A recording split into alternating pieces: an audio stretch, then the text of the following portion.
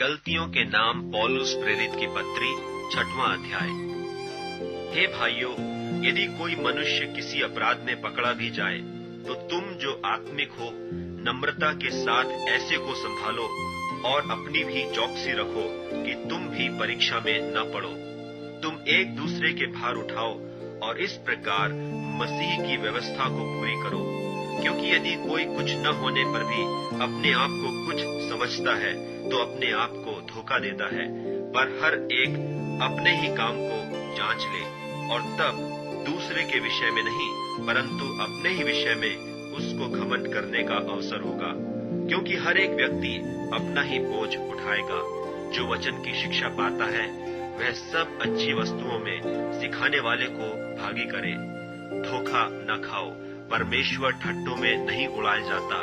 क्योंकि मनुष्य जो कुछ बोता है वही काटेगा। क्योंकि जो अपने शरीर के लिए बोता है वह शरीर के द्वारा विनाश की कटनी काटेगा, और जो आत्मा के लिए बोता है वह आत्मा के द्वारा अनंत जीवन की कटनी काटेगा। हम भले काम करने में हियाव न छोड़ें, क्योंकि यदि हम ढीले न हो तो ठीक समय पर कटनी काटेंगे। इसलिए जहाँ तक अवसर मिले हम सबके साथ भलाई करें, विशेष करके विश्वासी भाइयों के साथ। देखो, मैंने कैसे बड़े बड़े अक्षरों में तुमको अपने हाथ से लिखा है।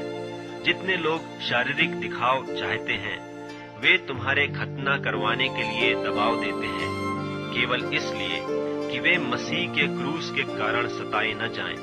क्योंकि खतना कराने वाले आप तो व्यवस्था पर नहीं चलते, पर तुम्हारा खतना कराना इसलिए चाहते हैं कि तुम्हारी शारीरिक दशा पर घमंड करें।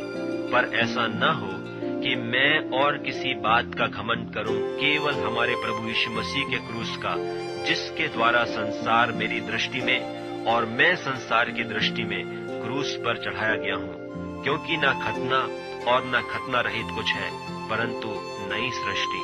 और जितने इस नियम पर चलेंगे उन पर और परमेश्वर के इस्राएल पर शांति और दया होती रहे। आगे को कोई मुझे दुख न दे, क्योंकि मैं यीशु के दागों को अपनी देह में लिए फिरता हूँ। हे भाइयों, हमारे प्रभु यीशु मसीह का अनुग्रह तुम्हारी आत्मा के साथ रहे। आमीन।